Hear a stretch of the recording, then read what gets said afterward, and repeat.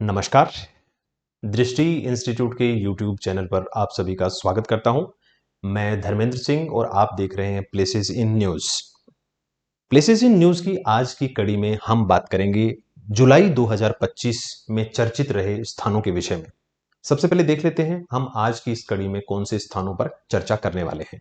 सबसे पहले हम बात करेंगे दक्षिण चीन सागर के विषय में। दक्षिण चीन सागर में अमेरिकी नौसेना ने फिलीपींस की सैन्य नौकाओं को ठीक करने के लिए, मरम्मत करने के लिए एक केंद्र बनाने की घोषणा की है। बोलीविया, जहां खसरा जो मिजल्स होता है उसके प्रकोप को नियंत्रित करने के लिए भारत ने 3 लाख खुराक और अन्य चिकित्सा सामग्री भेजी है। बुल्गारिया, बुल्गारिया ने आधिकारिक रूप से यूरो को अपनी मुद्रा बना लिया है, स्वीकार कर लिया है। नामीबिया, किसी भारतीय प्रधानमंत्री की पिछले 27 वर्षों में नामीबिया की पहली यात्रा हुई है। अर्जेंटीना, अर्जेंटीना में किसी भारतीय प्रधानमंत्री की द्विपक्षीय पिछले 57 वर्षों में पहली यात्रा। सीन नदी, सीन नदी फ्रांस की एक मुख्य नदी है जिसमें पेरिस शहर बसा हुआ है। इसको 1923 के बाद पहली बार आम लोगों के तैरने के लिए खोला गया है। चलिए विस्तार से चर्चा करते हैं। दक्षिण चीन सागर, दक्षिण चीन सागर, इसमें अमेरिकी नौसेना ने फिलीपींस के अंदर वहां के पालावन प्रांत के क्वेजोन में एक जहाजों की मरम्मत करने के लिए केंद्र खोलने की घोषणा की है कि हम यहां फिलीपींस के अंदर फिलीपींस की जहाजों की मरम्मत के लिए एक केंद्र खोलेंगे। ये सब बातें कहने की हैं। कुल मिलाकर अमेरिका चाहता है कि चीन का दबदबा इस दक्षिण चीन सागर में कम किया जाए और यहां के देशों के साथ, चाहे वो ताइवान है, चाहे फिलीपींस है, या फिर वियतनाम से भी अगर वो कुछ संबंध स्थापित कर पाता है तो वहां पर वो ये सारी गतिविधियां बढ़ाना चाहता है। अब ये पलावन में अमेरिका के सहयोग से बनाए जा रहे इस मरम्मत केंद्र की घोषणा से यह स्पष्ट होता है कि दक्षिण चीन सागर में अमेरिका और चीन के बीच रणनीतिक प्रतिस्पर्धा बढ़ रही है निश्चित तौर पर। इसी कारण यह क्षेत्र हिंद प्रशांत क्षेत्र के लिए एक महत्वपूर्ण भू राजनीतिक केंद्र बन जाता है। अब आइए जरा देखते हैं यह दक्षिण चीन सागर कहां है और इसके आसपास के पड़ोसी देश कौन कौन से हैं। ध्यान से देखिए, अगर दक्षिण चीन सागर इसका नाम है तो निश्चित तौर पर चीन के तो दक्षिण में होगा। यहां पर ताइवान है, यहां पर ये फिलीपींस के द्वीप है, यहां पर बोर्नियो द्वीप है। इस बोर्नियो द्वीप पर 3 देश हैं, याद रखिएगा। बोर्नियो पर इंडोनेशिया, ब्रुनई और मलेशिया के भाग हैं। सिंगापुर यहां पर है। इसके अतिरिक्त इस भाग को, जो कि इस दक्षिण चीन सागर के दक्षिण पश्चिम में है, इसको कहा जाता है क्रो ऑफ स्थमस या स्थमस क्रो, यानी कव्वे की चोंच जैसा एक जल डमरू मध्य। तो इस स्थमस के ऊपर भी 3 देश हैं, याद रखिए। इसके ऊपर मलेशिया का भाग है, इसके ऊपर म्यांमार का भाग है और इसके ऊपर थाईलैंड का भाग है। तो 3 देशों के भाग इस एक तरीके से प्रायद्वीप, मलाय प्रायद्वीप भी कह सकते हैं इसको, इसके ऊपर है। इस दक्षिण चीन सागर में कई सारे द्वीप समूह हैं, जिसमें से एक द्वीप समूह है स्पार्टली द्वीप। स्पार्टली आइलैंड्स के विषय में चीन कहता है कि ये मेरे हैं, जबकि इन पे दावा मलेशिया भी करता है, ब्रुनई भी करता है, फिलीपींस भी करता है और वियतनाम भी करता है चीन के साथ साथ। स्पार्टली द्वीप खनिज तेल के लिए जाने जाते हैं, खनिज तेल के अच्छे खासे भंडार हैं यहां पर। स्पार्टली के अतिरिक्त यहां पर पैरासेल द्वीप समूह भी है और एक नटोना द्वीप समूह भी है। तो ये सारे के सारे द्वीप समूह इस दक्षिण चीन सागर के अंतर्गत हैं। यहां पर इस दक्षिण चीन सागर को महत्वपूर्ण इसलिए मान सकते हैं क्योंकि अब तक भारत इस दक्षिण चीन सागर क्षेत्र से होकर ही चीन से क्रूड ऑयल का आयात कर रहा था। यहां पर कुछ जल संधियों को भी देख सकते हैं। एक लुजोन जल संधि है जो ताइवान और फिलीपींस के लुजोन द्वीप के बीच में है, यहां से होकर जहाज निकलते हैं। और फिर एक महत्वपूर्ण जल संधि है जो इस मलाय प्रायद्वीप और इंडोनेशिया के सुमात्रा द्वीप के बीच में है, मलक्का जल संधि, जिसको पूर्व का द्वार भी कहा जाता है। यहां पर कुछ देखने वाली बातें और भी हैं कि विषुवत रेखा एशिया में इन द्वीपों से होकर गुजरती है। यहां पर विषुवत रेखा को इंगित भी किया गया है। एक सुलावेसी द्वीप है इंडोनेशिया का, बोर्नियो द्वीप से निकलती है जिसपे 3 देश हैं, और सुमात्रा द्वीप से निकलती है जो कि इंडोनेशिया का है। ठीक है, तो इस क्षेत्र से संबंधित भी एक प्रश्न आपके लिए है। प्रश्न यह है कि ये जो द्वीप समूह यहां दिए गए हैं वो कौन कौन से दक्षिण चीन सागर से संबंधित हैं? स्पार्टली द्वीप, पैरासेल द्वीप और नतूना द्वीप। आपको बताना है इनमें से कौन कौन से द्वीप समूह हैं जो दक्षिण चीन सागर से संबंधित हैं। आप अपना उत्तर कमेंट बॉक्स में जरूर दीजिए। अगला स्थान है बोलीविया। बोलीविया हाल ही में चर्चा में इसलिए रहा जुलाई 2025 में, यहां पर भारत ने खसरा के प्रकोप को नियंत्रित करने के लिए खसरा रूबेला टीके की 3 लाख खुराकें और कई सारी चिकित्सा सामग्री भेजी है। ठीक, इस सहायता के द्वारा भारत स्वास्थ्य सहयोग और मानवीय सहायता के तहत अपना रोल अदा कर रहा है वहां पर, यानी अपने आप को स्थापित करने की कोशिश कर रहा है। बोलीविया दक्षिण अमेरिका का एक देश है और बोलीविया जो लिथियम त्रिकोण है उसमें सम्मिलित है। लिथियम इस समय इलेक्ट्रिक व्हीकल्स या फिर जो बैटरी बनाने के मूल स्रोत हैं उनमें सम्मिलित किया जाता है। तो लिथियम आयन की बैटरी बनती है जो कि विद्युत ऊर्जा को भंडारित करने में काम में आती है। तो दक्षिण अमेरिका के 3 देश जो कि लिथियम उत्पादन के लिए जाने जाते हैं उसको लिथियम ट्रायंगल बोलते हैं, उनमें बोलीविया भी सम्मिलित है। ये 3 देश आपके सामने हैं, बोलीविया, चिली और अर्जेंटीना। ठीक है, तो यहां पर खूब सारा दुनिया भर का 50 से 60% जो लिथियम है वो यहीं पर भंडारित है। अगर हम बोलीविया के विषय में और चर्चा करें तो बोलीविया पराग्वे के साथ दक्षिण अमेरिका महाद्वीप के मात्र 2 देशों में सम्मिलित है, यानी स्थल रुद्ध देश जो लैंड लॉक्ड कंट्रीज होते हैं जिनका सीधा महासागर से संबंध नहीं होता, ऐसे 2 देश दक्षिण अमेरिका के हैं, बोलीविया और पराग्वे। बोलीविया देश की राजधानी शहर जिसको हम ला पाज कहते हैं, ला पाज दुनिया का सबसे ऊंचा अवस्थित राजधानी शहर है। इस ला पाज के निकट या बिल्कुल यह जो टिटिकाका झील है उसी के तट पर बसा हुआ शहर है। टिटिकाका झील पेरू और बोलीविया दोनों देशों में विस्तृत है और टिटिकाका झील विश्व की सबसे ऊंची झील है जिसका जल कभी भी जमता नहीं है। इसका मुख्य कारण है क्योंकि यह विषुवत रेखा के बहुत निकट है। आप देख सकते हैं कि विषुवत रेखा यहां से बहुत ज्यादा दूर नहीं है। दक्षिण अमेरिका में विषुवत रेखा को देखें तो वो इक्वेडोर, कोलंबिया और ब्राजील के अंदर से निकलती है। अमेजोन जो विश्व की सबसे बड़ी नदी है वो इस पेरू देश में से निकलकर अटलांटिक महासागर की ओर बहती है और उसका जो डेल्टा कम एस्चुरी और डेल्टा दोनों बनते हैं वहां पर, वो बिल्कुल उसका मुहाना विषुवत रेखा के ऊपर है। तो यह है बोलीविया। ठीक है, बोलीविया से संबंधित एक छोटा सा प्रश्न आपके लिए। यह दक्षिण अमेरिका के 2 स्थल रुद्ध देशों में से एक है। टिटिकाका झील पूरी तरीके से बोलीविया में स्थित है। यह लिथियम त्रिकोण का हिस्सा है। आपको बताना है इनमें से कौन कौन से वाक्य बोलीविया से संबंधित सत्य हैं। अगले स्थान की ओर चलते हैं, बुल्गारिया। बुल्गारिया हाल ही में हमारे लिए चर्चा में इसलिए रहा कि यहां इसने 1 जनवरी 2026 को यूरो को अपनी आधिकारिक मुद्रा के रूप में अपना लिया। यूरोपीय संघ परिषद द्वारा अंतिम कानूनी प्रक्रियाओं को मंजूरी मिलने के बाद बुल्गारिया यूरोजोन का 21वां सदस्य देश बन गया।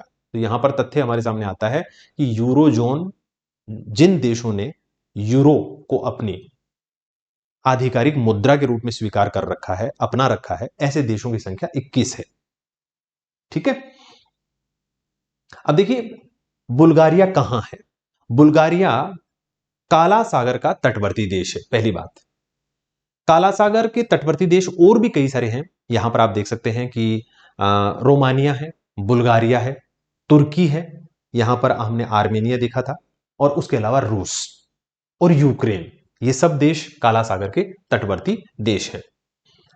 बुल्गारिया और रोमानिया की सीमा के ऊपर से बहती है डेन्यूब नदी। ये देखिए डेन्यूब नदी रोमानिया और बुल्गारिया की सीमा के ऊपर तो बहती है।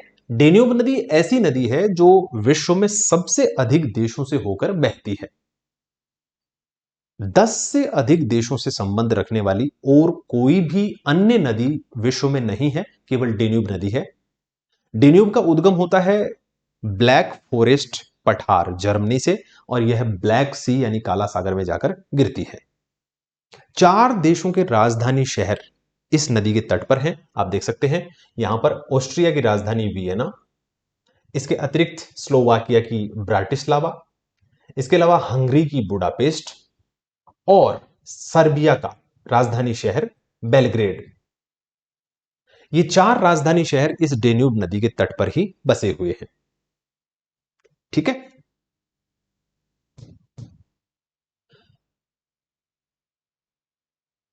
राइट। बुल्गारिया से संबंधित भी एक प्रश्न आपके लिए यहां पर है कि डेन्यूब नदी इसकी उत्तरी सीमा के एक भाग का निर्माण करती है। इसकी तटरेखा काला सागर के साथ लगती है बुल्गारिया की। इसकी स्थल सीमा यूक्रेन के साथ लगती है या नहीं, मैंने आपको अभी चित्र दिखाया था, ध्यान से इसको दोबारा देखिए और इस प्रश्न का उत्तर कमेंट बॉक्स में कीजिए। नेक्स्ट, नामीबिया के विषय में चर्चा करते हैं। भारतीय प्रधानमंत्री नामीबिया की यात्रा करते हैं। 27 वर्षों में यह किसी भी भारतीय प्रधानमंत्री की नामीबिया की पहली यात्रा है। नामीबिया के प्रधानमंत्री या राष्ट्रपति कहें, नेटुम्बो नंदी नदेतवाह से इन्होंने मुलाकात की। इस यात्रा के दौरान स्वास्थ्य और उद्यमिता यानी दोनों चीजें, यानी हेल्थ सेक्टर के विषय में भी काफी चर्चा हुई और औद्योगिक क्षेत्र को लेकर भी, क्योंकि भारत चाहता है कि अफ्रीका में अपनी पकड़ बनाए। ठीक है। तो भारत ने यहां पर अपनी यूपीआई यानी यूनिफाइड जो पेमेंट इंटरफेस है उसको यहां लॉन्च किया और उनको कहा कि आप भी ऑनलाइन पेमेंट करना शुरू कीजिए। भारत दुनिया का सबसे बड़ा ऑनलाइन पेमेंट करने वाला देश पहले ही बना हुआ है, आप भी इन सुविधाओं का फायदा उठाइए। चीन के साथ मिलना जुलना छोड़िए, अफ्रीकी देशों को अब भारत कह रहा है हमारे साथ आ सकते हैं आप, क्योंकि हमें अफ्रीका के साथ जुड़ने में काफी लाभ है। एक, हम अपने बहुत सारी रक्षा सामग्री वहां पर बेच सकते हैं। दूसरा, वे देश खनिजों के भंडार हैं, जैव विविधता के भंडार हैं, तो उन देशों का पर्यावरण और खनिज को लेकर लाभ उठाया जा सकता है और उनको हमारी बहुत सारी सुविधाएं बेचकर भी आर्थिक लाभ कमाया जा सकता है। तो अगर हम नामीबिया की बात करें तो यह दक्षिण पश्चिम अफ्रीका का एक देश है, जहां से होकर हम कह सकते हैं कि एक तो मरुस्थल फैला हुआ है इसके पश्चिमी तट के साथ साथ, जिसको नामीब मरुस्थल कहते हैं। देखो, नामीब मरुस्थल का यहां निर्माण 2 कारणों से हुआ है। एक, व्यापारिक पवनों के लिए यह अपतटीय क्षेत्र है। व्यापारिक पवनें पूर्व की ओर से प्रवेश करती हैं, पश्चिम की ओर आगे बढ़ती हैं, तो पश्चिम की ओर पहुंचते पहुंचते वो शुष्क हो जाती है। दूसरी बात, यहां से एक शीतल महासागरीय जलधारा बहती है जिसका नाम है बेंगुला। तो बेंगुला शीतल महासागरीय धारा बहती है। अब बेंगुला शीतल महासागरीय धारा उपोष्ण और उष्ण कटिबंधीय महाद्वीपों के पूर्वी तटों पर जो ठंडी महासागरीय धाराएं बहती, पश्चिमी तटों पर माफ कीजिए, जो ठंडी महासागरीय धाराएं बहती हैं उनमें से एक है। शीतल महासागरीय धाराएं जिन क्षेत्रों के निकट से बहती हैं वहां पर वाष्पीकरण की दर कम कर देती हैं, जिससे वर्षा कम होती है और मरुस्थलों का निर्माण हो जाता है। तो ये नामीब मरुस्थल यहां पर इसके पूर्वी तट, पश्चिमी तट के साथ साथ फैला हुआ है। नामीबिया वह देश भी है जहां से हमने चीते आयात किए थे। तो यहां पर नामीबिया के पड़ोसी देश कौन कौन से हैं यह भी हमें याद रखना चाहिए। देखिए, नामीबिया के अगर हम पड़ोसी देशों की बात करें तो नामीबिया के पड़ोसी देश दक्षिण अफ्रीका है, बोत्सवाना है, जाम्बिया है और अंगोला है। जिम्बाब्वे नहीं है, इन दोनों के बीच में यहां थोड़ी सी स्पेस है। तो अंगोला, जाम्बिया, बोत्सवाना और दक्षिण अफ्रीका ये नामीबिया के पड़ोसी देश हैं। ठीक है। और यहां पर ये बोत्सवाना और जाम्बिया देश जिम्बाब्वे के साथ साथ ये स्थल रुद्ध देश भी हैं, तो ये भी हमें ध्यान रखना चाहिए। राइट। तो ये हुआ नामीबिया के विषय में थोड़ी सी चर्चा। अब नामीबिया के विषय में एक प्रश्न आपके लिए है कि नामीब मरुस्थल के अत्यधिक शुष्क होने का मुख्य कारण इनमें से कौन कौन सा है। मरुस्थल वैसे तो शुष्क ही होते हैं, लेकिन नामीब मरुस्थल क्यों शुष्क है या मरुस्थल का निर्माण क्यों हुआ, आपको बताना है। यहां पर ठंडी बेंगुएला महासागरीय धारा बहती है, क्या इसके कारण मरुस्थल का विकास हुआ है। यहां पर उपोष्ण कटिबंधीय उच्च वायुदाब पेटी है, बताना है आपको। ड्रेकन्सबर्ग पर्वतों के वृष्टि छाया क्षेत्र का प्रभाव यहां पर बढ़ा हुआ है, क्या इस कारण भी यह मरुस्थल विकसित हुआ है। तीनों में से कौन सा इस नामीब मरुस्थल के अत्यधिक शुष्क होने के कारण है। कमेंट बॉक्स में अपना उत्तर जरूर दीजिए। अगला स्थान है अर्जेंटीना। अर्जेंटीना में किसी भी भारत के प्रधानमंत्री की पिछले 57 वर्षों में पहली द्विपक्षीय यात्रा है। इस यात्रा के दौरान दोनों नेता यानी जो प्रधानमंत्री अर्जेंटीना के हैं और हमारे हैं यहाँ के राष्ट्रपति जो जोवियर मिलेई हैं, उनके साथ मुलाकात हुई।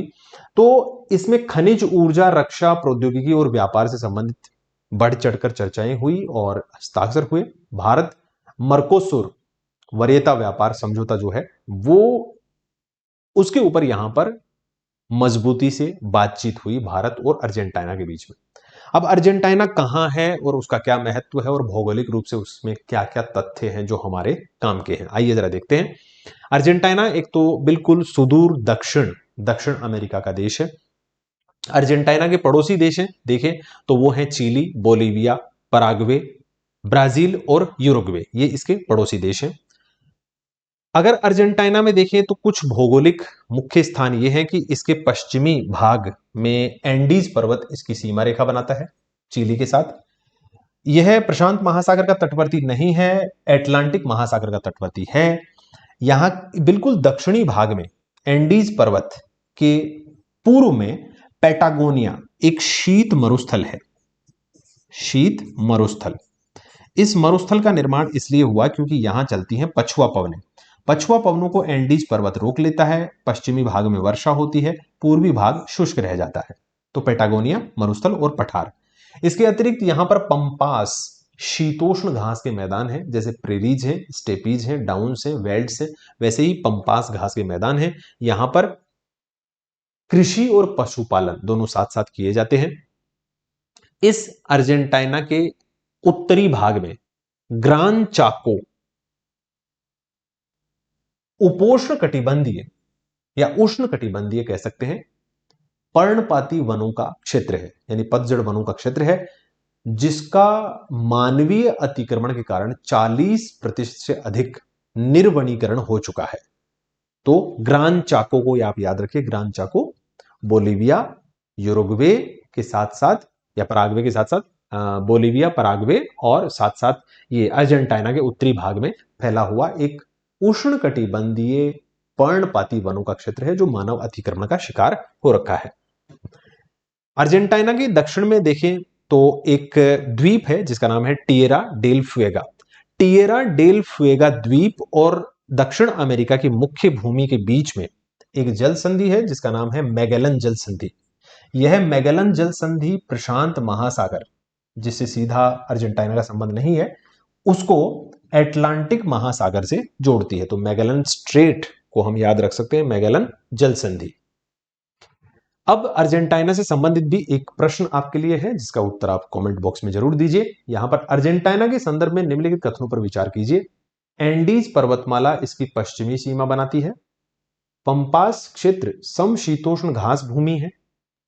इस देश की तट रेखा प्रशांत महासागर से लगती है। आपको बताना है कौन कौन से कथन इससे संबंधित सही है। अगला स्थान है सीन नदी। सीन नदी फ्रांस की राजधानी पेरिस एक तो इस नदी के तट पर बसा हुआ है, सुरा और सुंदरियों का शहर कहलाता है।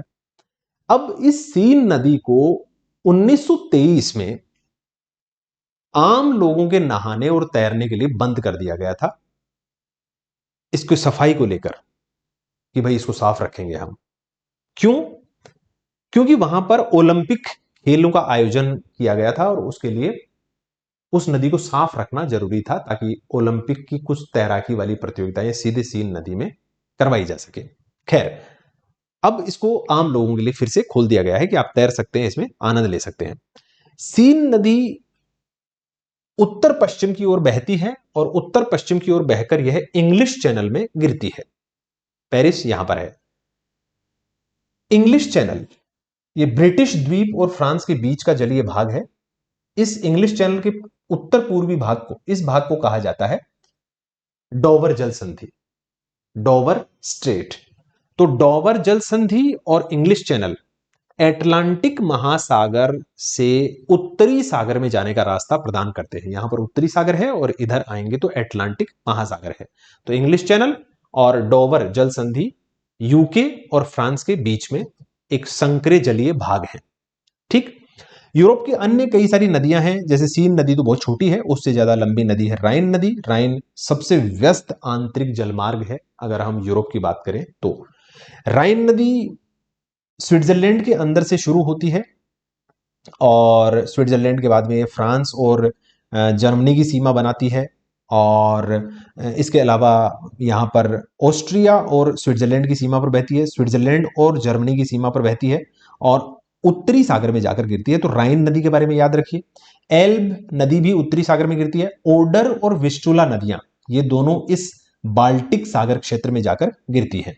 इसके अतिरिक्त डेन्यूब नदी काफी लंबी नदी है, वो इस काला सागर में जाकर गिरती है। लेकिन यूरोप की सबसे लंबी नदी है वोल्गा। याद रखिए, वोल्गा रूस के अंदर बहती है, वल्दाई पहाड़ियों से निकलती है और यह उत्तरी भाग, जो कैस्पियन सागर का उत्तरी भाग है, उसमें जाकर गिरती है। तो वोल्गा यहां की सबसे लंबी नदी है। इसके अतिरिक्त कुछ नदियों की चर्चा और कर सकते हैं हम, जैसे सीन नदी के तट पर बसा हुआ है पेरिस शहर, वैसे ही यूके का राजधानी शहर लंदन थेम्स नदी के तट पर बसा हुआ है। ऐसे ही पुर्तगाल का राजधानी शहर लिस्बन टॉगस नदी के तट पर बसा हुआ है।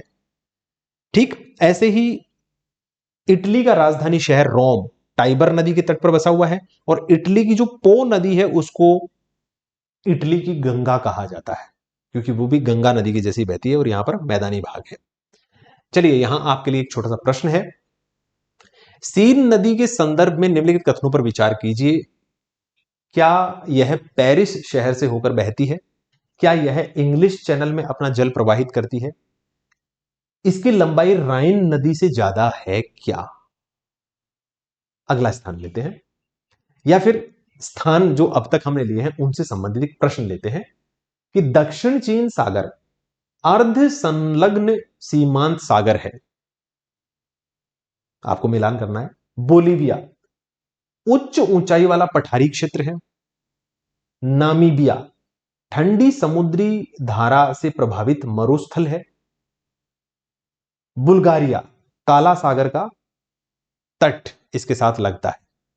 मिलान करके आपको बताना है। इस कड़ी में आज इतना ही। आप सभी का बहुत बहुत धन्यवाद। प्लेसेस इन न्यूज की अगली कड़ी के साथ फिर से मैं प्रस्तुत होऊंगा। तब तक आप अपना ख्याल रखिए। मेरी ओर से आप सभी को नमस्कार। Thank you so much. Bye bye.